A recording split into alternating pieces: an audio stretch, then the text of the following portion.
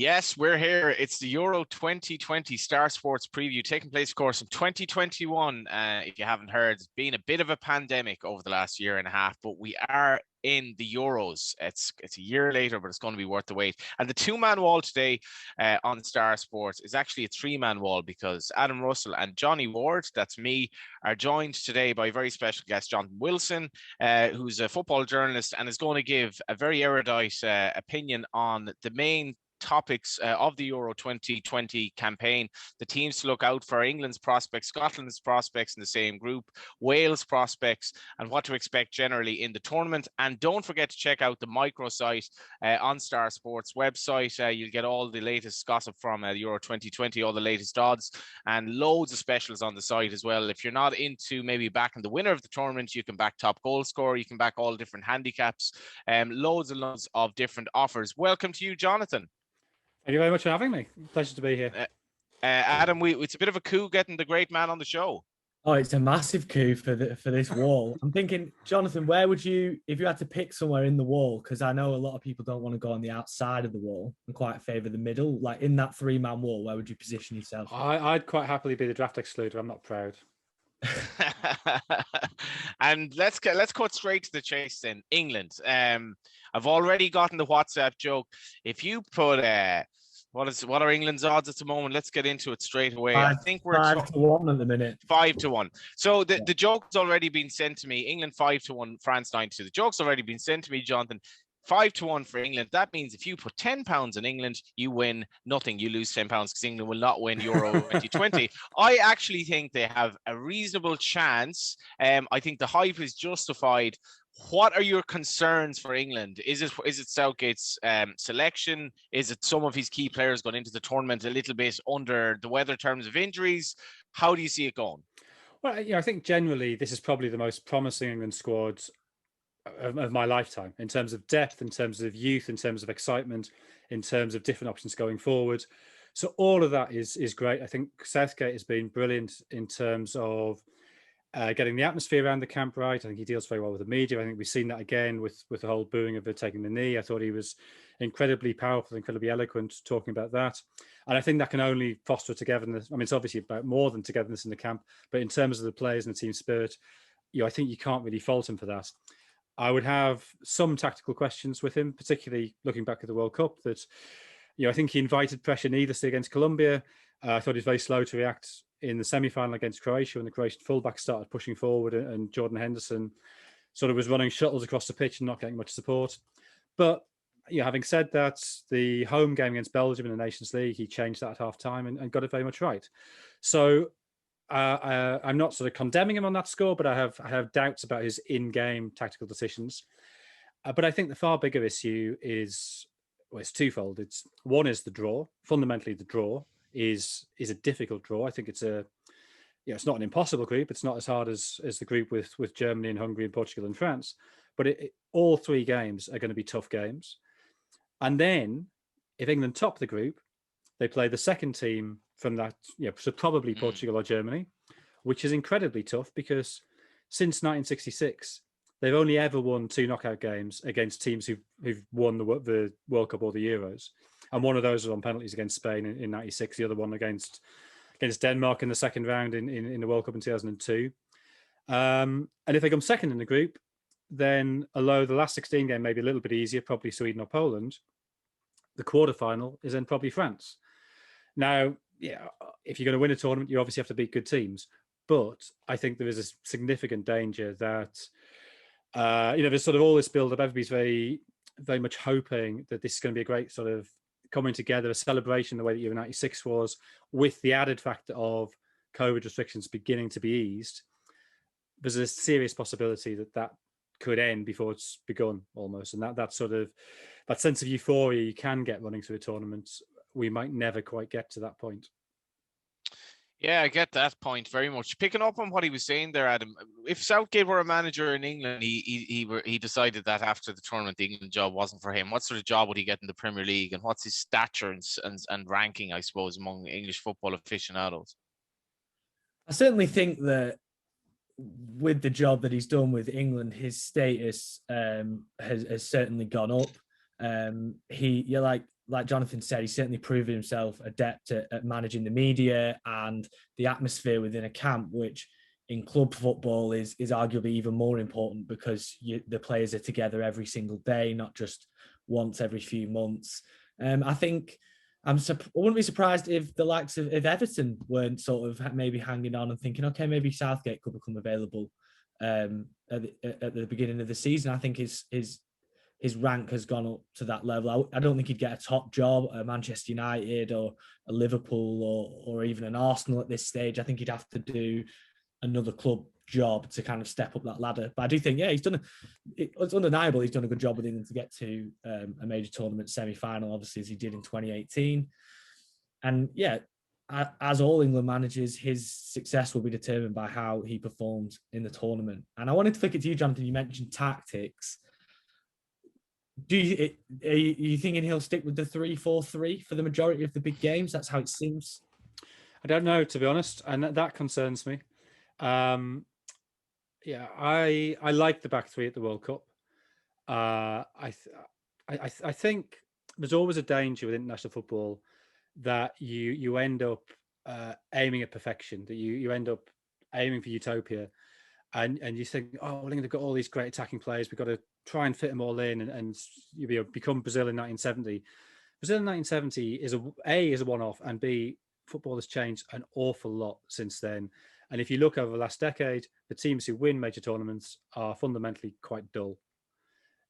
France have a squad packed with brilliant. It's a huge amount of talent in this squad. The second 11 from France will be contenders for this tournament, but they play a very, very solid 4-2-3-1. The left side of the three is tucked in. It's not two wide wingers. It's Mbappe wide-ish on the right, and then probably Rabiot, but Matuidi at the World Cup tucked in. You've got Kante sitting in front of the back four. Pogba is pretty much in a straitjacket. He's not getting forward much, and the two fullbacks don't really push on. It's a very, very solid base. You look at Brazil when they won the Copa America in 2019. Look at Algeria when they won the Cup of Nations in 2019. Look at Qatar when they won the Asian Cup in 2019. You go all the way back through the last decade, and really the only proactive team that's been successful was Spain, 2008, 2010, 2012. That's a slightly different case anyway, in that it was so heavily based on Barcelona plus Real Madrid, to the point that in the World Cup, it was one player, it was only Capdevila, wasn't from Real Madrid or Barcelona.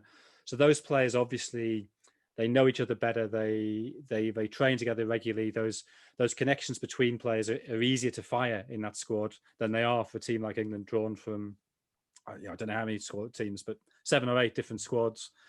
So it's very hard to get that cohesion at national level. And I think you've got to be pragmatic. So when Southgate moved away from the back three to the back four, I was uneasy when he did that, but it brought the 3-2 win in Spain, which I think is probably still the best performance under Southgate. But it also brought the 5-3 win over Kosovo, so letting in 3 at home against Kosovo. If that was a one-off, you wouldn't be too worried, but they also lost in Prague. They lost like the Netherlands in the Nations League semi-final. When it was defensive slip-ups, weaknesses that undid them, they actually played okay in the game, but mistakes cost them. And so when he then went back to the back three last year, I sort of thought, well, yeah, it's probably a necessary step. And then he's gone back to the back four again in the spring for the World Cup qualifiers. My worry about that is he's bowing to media pressure, to public pressure, which we saw Roy Hodgson do before the 2014 World Cup with, in footballing terms, disastrous consequences. Now, whether his plan is to use a back four against slightly weaker opposition and a back three against tougher opposition, maybe that will work. But we haven't seen him play a back three at all this year. And then, of course, you have the additional fact of Harry Maguire. I think without Harry Maguire, I think his hand's been forced in that regard. To me, the selection of Ben White ahead of Trent, when a lot of the talk had been about James Ward-Prowse to give us another option in midfield, and he's gone for Ben White. To me, that suggests that Maguire's potentially struggling, and he's not confident that he's going to be able to rely on Maguire potentially in any of the group games, and wants that cover as centre-back, particularly on the left side, because I don't think, of all the spots within the potential back five, I think that left-sided centre-back is probably the one that's up for grabs right now. Yeah, I'd agree with that. I think it's probably also a reflection of the fact that neither Tyrone Mings nor Conor Cody has played particularly well in these two friendlies. Connor Cody, I always slightly worry about in a back four. I think he's superb as a middle of a back three. He's almost a specialist in that role, and that's exactly, he played in midfield and he's played at right back before Nuno obviously came into Wolves, who very much kind of converted him into almost a quarterback type of centre half who controls the direction of their play. So I think if he plays and we play in a 3, he has to play in that central position. Yeah.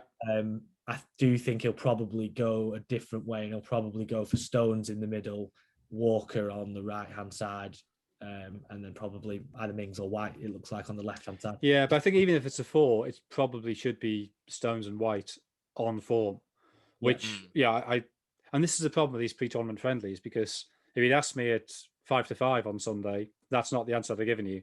And if it was a club team, would we place that much stock on one friendly, on the last friendly before the season starts? Of course we wouldn't. And that's why I'm slightly worried about the Jack Grealish situation as well, that while he's clearly going to bring him up, actually. Yeah, he's like obviously been excellent in the friendlies. To me, he's a world-class player. I think he's absolutely outstanding. Does he have to play?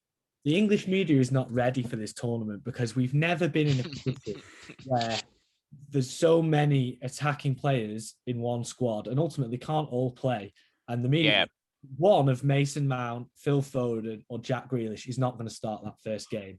Well, they shouldn't. I mean, the danger is they do. Exactly. I mean, okay, they could start. They could conceivably start if Southgate rips up everything he's done since he got the job and goes for 4-2-3-1. You could do that. But I think that would be to do that at this stage would be an absurd decision. And this is, again, when I talk about the sort of utopianism that surrounds international football, and it's partly because you have so much choice. You could take 3 knowledgeable people and ask, a month ago and said, pick your 26 for England. And between them, they could come up with 50 names and none of them would be daft names. And so whenever something goes wrong, any journalist, any pundit, anybody in the pub can go, oh, well, if he picked him, it would have been completely different. And that's something that I think Southgate has to be very single-minded about. It's what's impressed me with Luis Enrique, the fact he's only picked 24 in his squad. He said, I don't care. I'm going to do what I think. Big omissions as well. And not picking any Real Madrid players, just not playing the politics of it. And obviously, if it goes wrong, he's going to get hammered for that. But I sort of admire him for having the guts to say, I'm not going to get distracted by that. This is my squad. So at club level, you accept this is the squad, and maybe you can buy a couple of players, but you don't have this huge sort of floating mass of other players you could bring in. So there's always this sense of, oh, well, he's got to play, and he's got to play, and he's got to play. And we can't leave him out. But actually, you should be looking at the other way around. You should be, well, this is the team. How can we improve it? And I think probably there's only one slot for Foden or Grealish. Because if it's a 4-3-3, you would assume it will be Rice and Henderson or Phillips plus Mount as the midfield 3. And then the front 3 will be Harry Kane, obviously. You then want a creative player to his left, which will be Foden or Grealish. And then I think you need a runner to go beyond them, because one of the things Harry Kane is really good at, and what sets him apart from other centre forwards, is that capacity to drop deep, spin and play the pass, which it was so effective with Son Heung-min, particularly this season, but also at times with Gareth Bale. And so you then want a runner going beyond him. So that, recently, over the last 2 or 3 years, that's meant Sterling. I would worry about Sterling's form, but we don't know precisely what's happening in training this week. So maybe it is Sterling, or it's Rashford, or personally, I'd probably go Sancho on form. And because I think he does naturally play more on the right. Having said that, I think Sancho's at his best with a very attacking fullback pushing up to join him.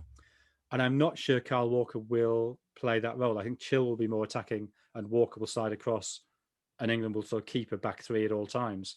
So that would slightly worry me about the Sancho situation. If it's a starting 3, though, this is another thing that's worried me for a while. If he does go with the back 3 and it's a 2 in midfield, it's Rice and Mount, in my opinion. But it almost doesn't seem like he fancies Mount in an 8 or a 6 role in the middle of that midfield if they're playing in a 2. Well, and Thomas Tuchel doesn't seem to either. I don't think Mount's played in that role for Tuchel. I mean, he may have done but 1 or 2 games at most. Lampard didn't seem to have a problem doing it, but Tuchel has been, he's used Mount high up the pitch. So does Rice, Phillips, to me, Rice and Phillips or Rice and Henderson just doesn't seem dynamic enough. It doesn't seem forward. It doesn't seem like the pass would be forward enough, and it doesn't seem like it would suit a Foden to play in that kind of a position either. So, well, yeah, I mean that is a danger. I mean, the flip side of that is if you have a back three with, say, Rice and Phillips, and Phillips' passing, I think, is exceptional. You do have, that sort of trapezium shape, which is where I think the strength of Chelsea was this season, of having the back three with Kante and Jorginho or Kovacic sitting just in front. It's not necessarily very exciting. I think we saw with Chelsea, they struggled a little bit to score goals, particularly against teams who didn't come onto them. But they only let in 2 goals in the 7 knockout games in Champions League. That base of 5 is a very solid structure. Even City, I think this season, one of the reasons they've been so much better defensively was they were very good at getting 5 men behind the ball, even in possession. And although they didn't have such a sort of set trapezium, it was that shape they kept on making. Yeah. So it's, again, I think international football, if you can keep it as simple as possible, even though it's not that dynamic, having that 5 is really useful. You're right that Foden could get isolated, and that's where Chilwell or Shaw, but I think probably Chilwell, if it is a back 3, his link up down that left would be crucial. Just on that, Adam, as well, like England have so much pace. It's actually depressing listening to the players that Jonathan and you were mentioning that probably won't start. And as an Irish fan, thinking how we would absolutely love any of these players, I mean, Grealish played for Ireland at underage. We had Rice coming through, blah, blah, blah. And we have bugger all at the moment. But just in relation to what he's saying there, Jonathan's saying the pace England have, if they can go 1-0 up in games, they should be well able to just sit back, play within their kind of constraints and use that pace in the break. And so many of these games are about winning 1-0. They're cagey. International football is a very short window. I've watched way too many England games to think about shutting up shop at 1-0. That's not how England games work. It's not how it's not shutting up shop. It's being conservative. When you're 1-0 up, you've so much pace in the break. You need to basically kind of nullify the opposition and know they're going to be very vulnerable on the counter. In theory, I think you're absolutely right. The problem is in practice. There's a very good piece by Jonathan Liu in The Guardian, was it last week, I think, where he pointed out that, I can't remember what period it was, but over the last 20 years, England have only held on to 50% of leads they've taken in major tournaments, which is the lowest of any major nation. Is it a belief thing? Yes, I think that's entirely psychological. Yeah, absolutely. Yeah. And it's because the Croatia game that you mentioned as well, like you go back to that's England really caving when they should be. They didn't seem to have the belief to go through and win the game. I couldn't believe how deep they were for much of that game. And if it does come to the crunch, Jonathan has mentioned a lot of tough fixtures that they're likely to come up against. Obviously, Adam, do they have that psychological belief to get through it? I'm not sure this group is going to be as tough as Jonathan and others have made out. It's not so much the group necessarily, which we'll get to with Scotland sevens to win at Wembley, but it's more so when they get out of the group, or if and when they get out of the group. Well, the first thing is getting out of the group. And because I want to look at the odds, I want to first answer the question is, do they win the group? I think they'll get out of the group. They'll finish 1 or 2. The question is who wins it? Is it England? Okay. Is it Croatia? Do even Scotland get in there? I think obviously the Croatian side of 2018 is 3 years older than the side of 2021. Modric is 35. Perisic is 32. Vida is 32. All of which were key players in 2018 and are still key players now. So I do think... there's four of the players who started the World Cup final have retired from international football. And I as far as, it's difficult to quite get a handle on this, but there does seem to be some friction within the Croatia camp between the old guard and the young players who are being brought in. So I think Dejan Lovren not being a regular starter now, I think that's caused certain issues.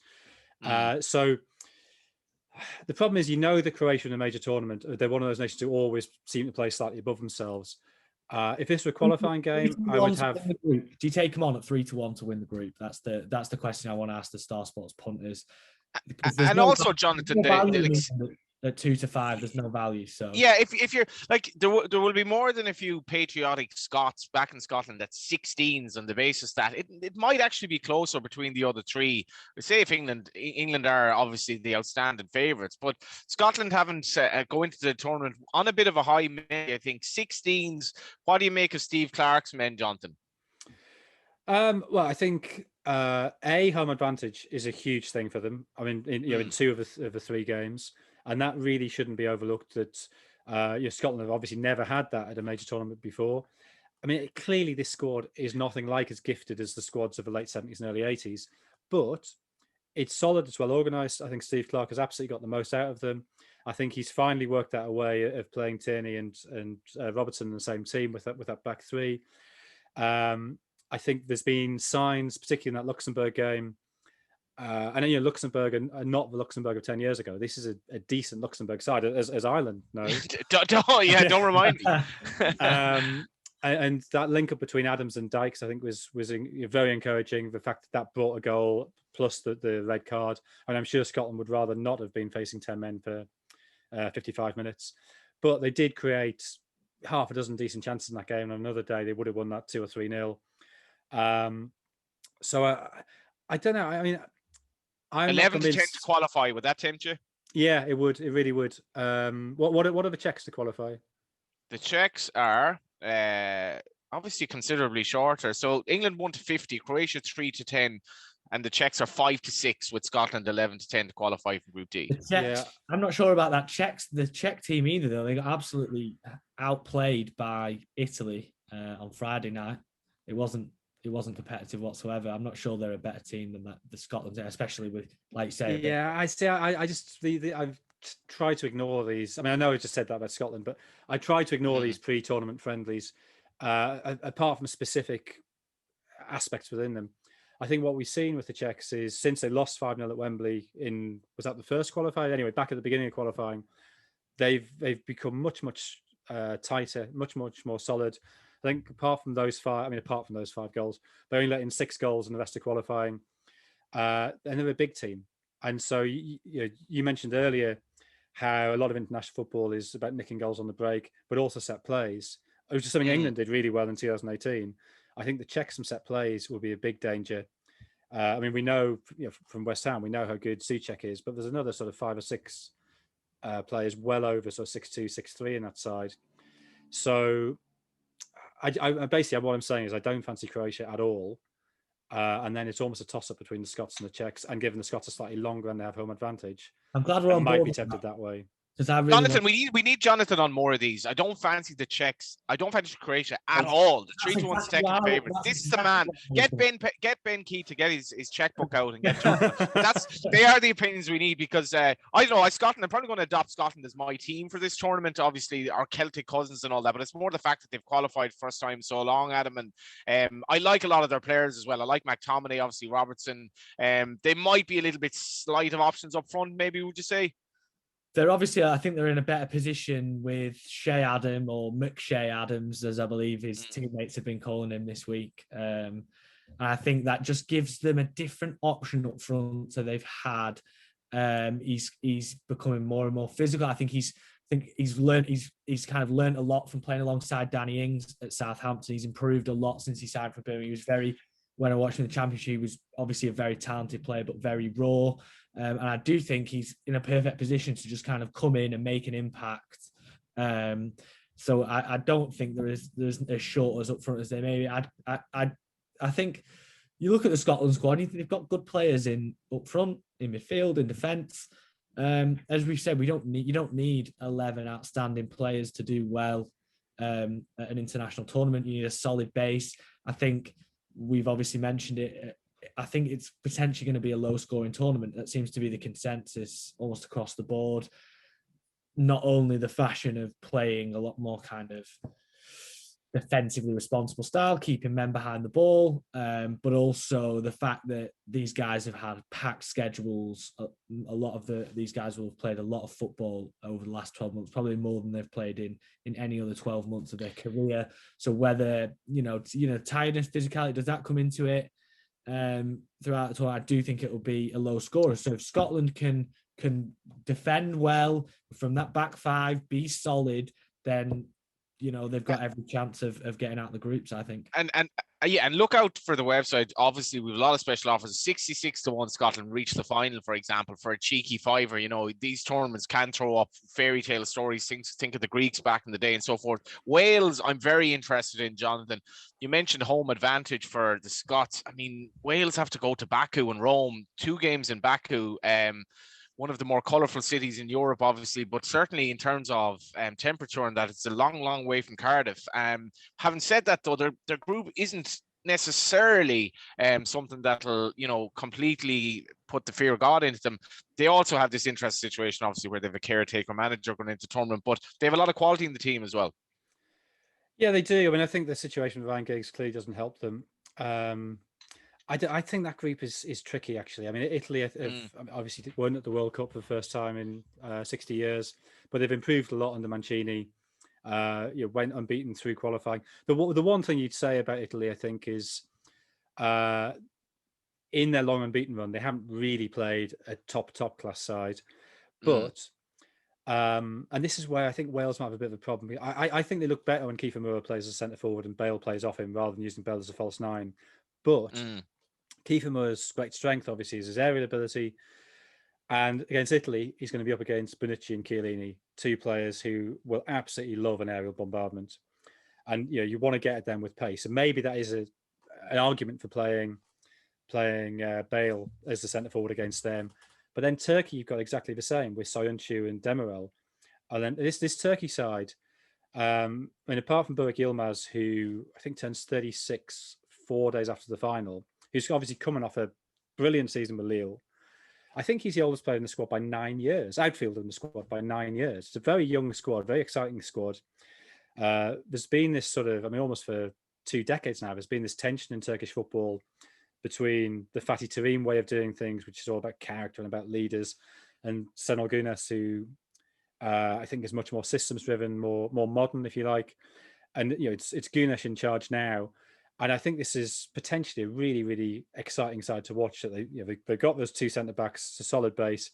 They've got Yilmaz who gives them goals, and then they've got a load of really good attacking midfielders, people like Çalhanoğlu, Under, who didn't have a great season at Leicester, but we've seen what he can do in the past. So I think Turkey 11-2 to win the group, 4-7 to qualify, but 11-2 to win that group. And they're Turkey, always a team that they're always a team that are compelling because they're so technically good, Turkey generally. And Jonathan, you seem to be talking them up a bit. They're 11-2 in a group in which Italy are 2s on. I was gonna say I think 11-2 is a really good price for Turkey, especially with obviously Italy at 1-2. It's almost again, there's no value in that. So you look at the others: Switzerland 9-2, Wales 9-1, Turkey 11-2. It's a nice one to kind of pick from that group. It's almost between those 3 teams. You got to be worried, Jonathan, about just what the Wales going over to Baku versus Turkey playing in that kind of region or whatever. It's just like it's if Wales were playing their games on the island of Britain, you'd imagine it would be a lot more favourable. Well, I think it's just the back and forth between Baku and Rome is I think that's probably the worst trip in the group stage, the longest trip in the group stage, and that maybe is one of the reasons Italy is so short, is they do get to play all the games in Rome. I think the Swiss are dangerous as well because they're one of those teams who I think we're now used to them getting to tournaments and not really sort of doing much in the tournaments, and the problem they've always had is a lack of a goal scorer, and that hasn't changed. Embolo and Seferovic, they're not prolific at all. But where I think the Swiss are interesting, and it's something you mentioned earlier, Adam, about this very long, very wearying season. I think fatigue will be a factor, and so that seems to me to favour 2 different types of nation. There's the nation that has incredible strength and depth, which could favour England, but certainly France, Germany, although Germany have other issues, Portugal.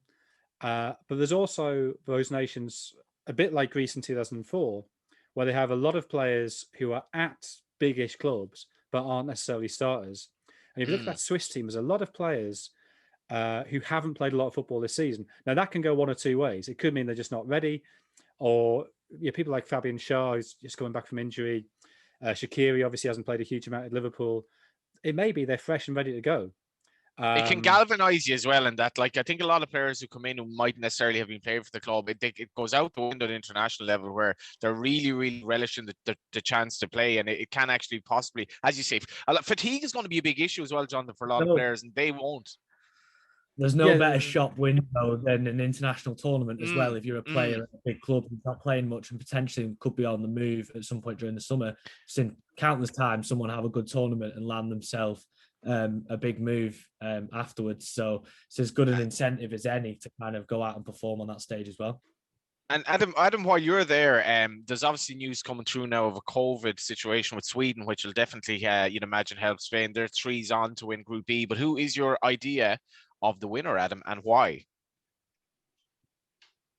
Well, obviously, we've seen with Spain and the Sergio Busquets situation, it seems like they've now got a parallel training squad that's been put together in case that they have any more that test positive. And it could well be a factor within the tournament. It's worth bearing in mind that there is a pandemic going on as well as a major tournament. And it's feasible that a camp gets a number of positive tests. They have to have players self-isolate. Who knows what the repercussions of that will be? So it's worth bearing that in mind with any of the markets. I was just going to highlight, because we were talking about Italy, and we've seen at Star, that's our biggest liability at the minute in the outrights is Italy. 8 now.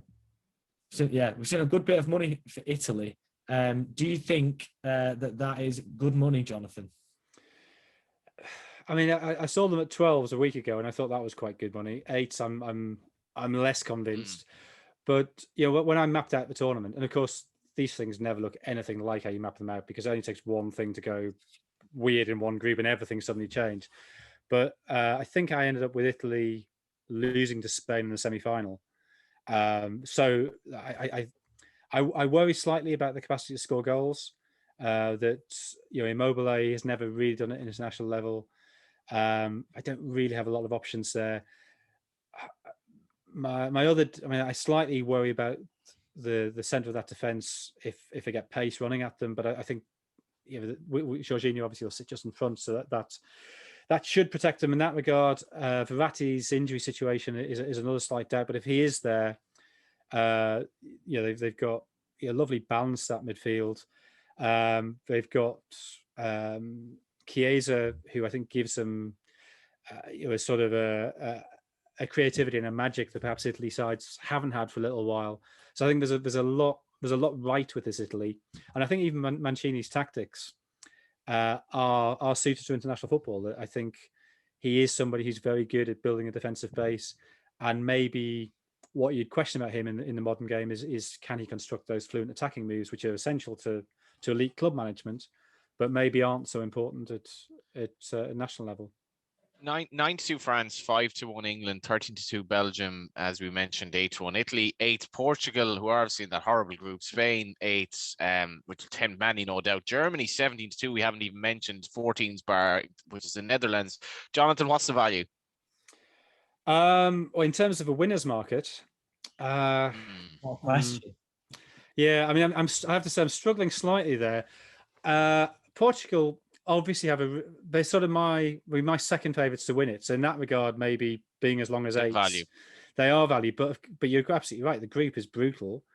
Germany are the sort of it seems bizarre to say this is Germany, but Germany are the unknown quantity at the minute.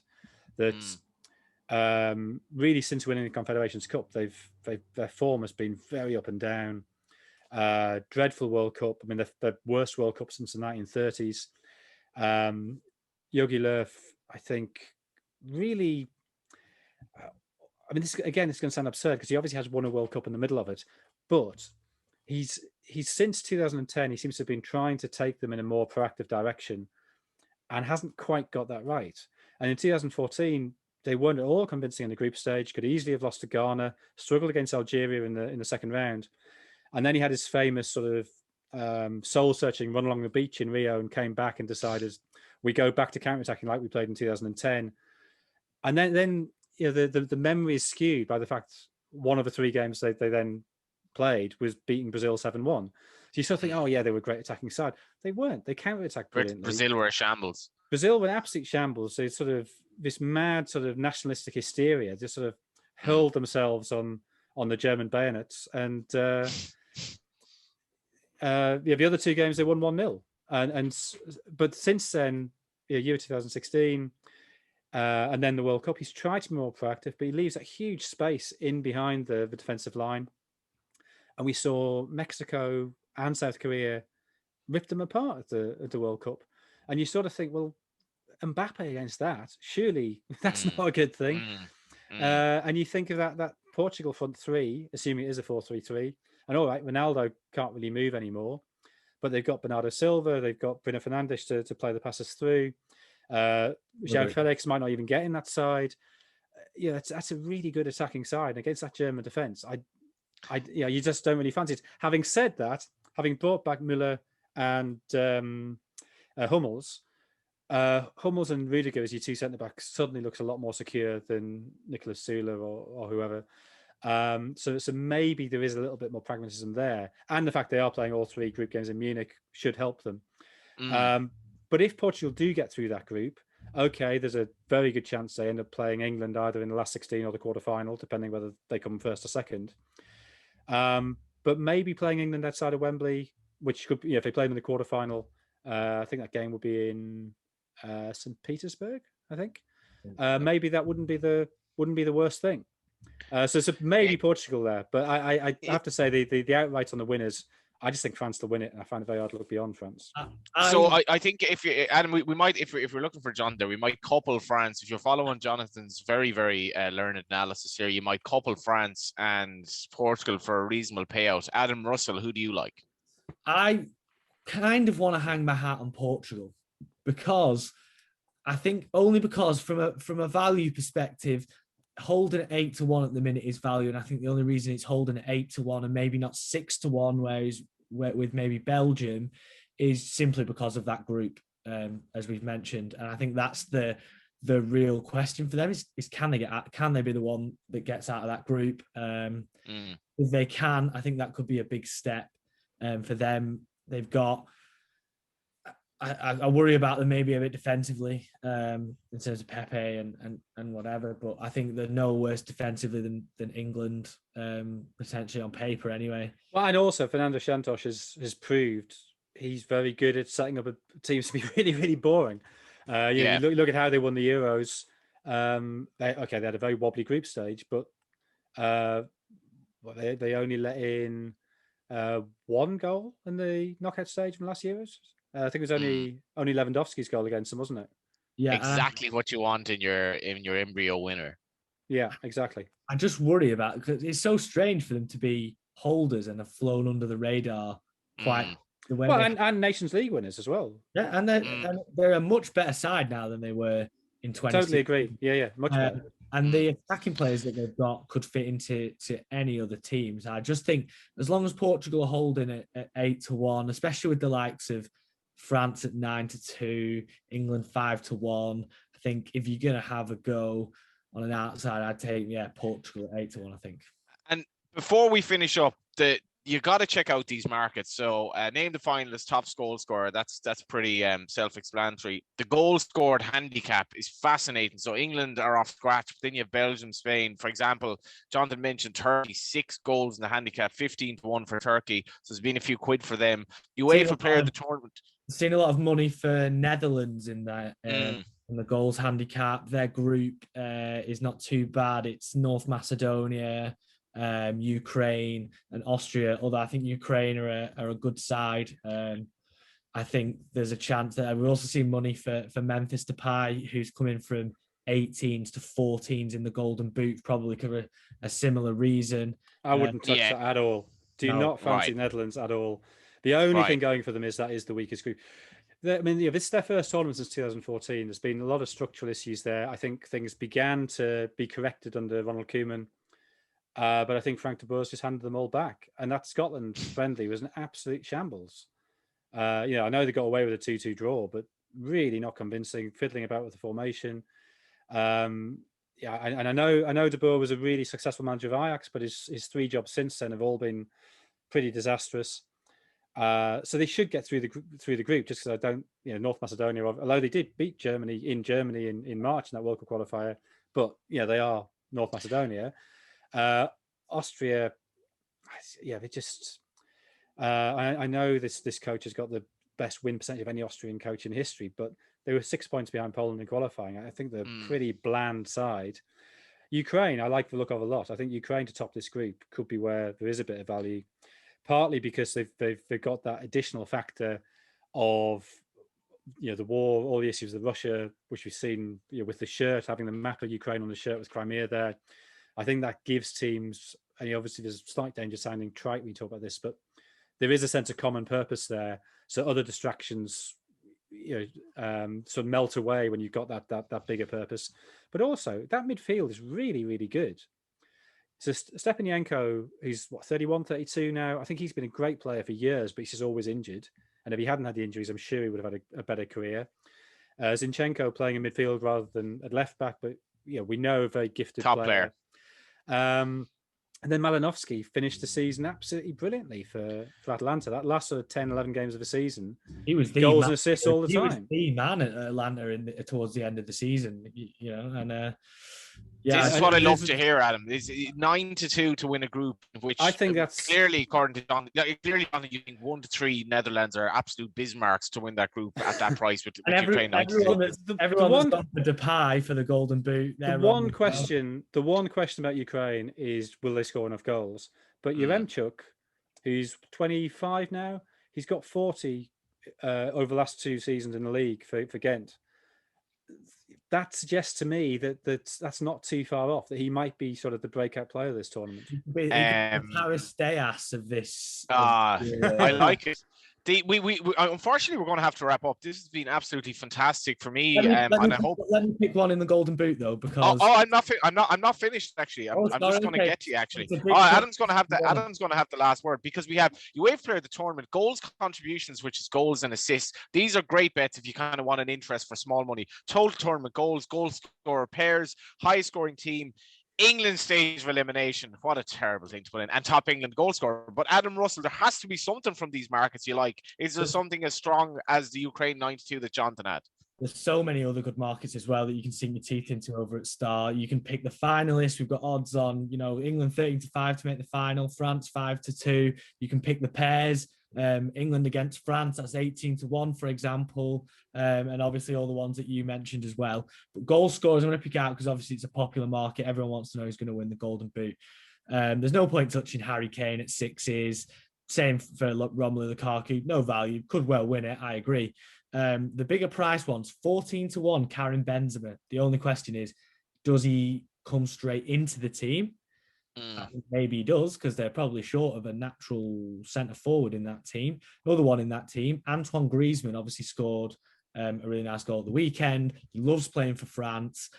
He really enjoys being around that group of players, and it seems to bring out the best in him. He's 20-1 for the Golden Boot still at the minute. So particularly if you think that the French are going to go far, there's certainly a bit of value in Benzema at 14 and Griezmann at 20s.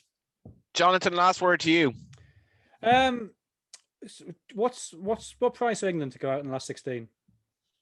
Oh, I can't believe you're looking at this. I mean, okay, so they're 30 days. A very likely thing to happen. That if they 30 days, they're relatively certain to get the last 16, and then in the match bet, you've 13 days that they get knocked out. Yeah, exactly. That which against Portugal, against Germany. I mean, Germany at Wembley. I guess maybe this Germany, maybe that is a sort of Southgate's great redemption for '96. Maybe that narrative is written, but if it's Portugal, I wouldn't fancy England there. Adam, not only has he talked about the revival in Turkish football and made a massive case for Croatia to get out of their group, he's now tipped England to get knocked out in the last 16 at 13-8. I mean, this is a 10 out of 10 performance. Well, I guess we'll see in a few weeks' time. Yeah, we will. Complete nonsense. Yeah. But it's been brilliant to have him on, though. Yeah, absolutely, Johnathan. Thanks a lot for coming along. I'll be thanks for having me. David will have me if I don't plug all the amazing content that is over on the Star Sports content side of now. At the minute, we've got the Euro 2020 microsite. We've got a pin stickers guide of every team. We've got a chance to win a £250 free bet, and all you've got to do is answer 10 yes or no questions. We'll have previews of every match. We've got a special penalty clause promotion. We've got blogs and content. We'll have this amazing preview that we've just filmed right now. So check it out over at Star Sports. Thanks a million, Adam. And thanks to you, Jonathan, the author and journalist, Johnathan Wilson, as well. That was a compelling show. Enjoyed the tournament, lads. Cheers. Thank you. And yeah, just check out the website throughout your 2020, and whoever you're following, best of luck.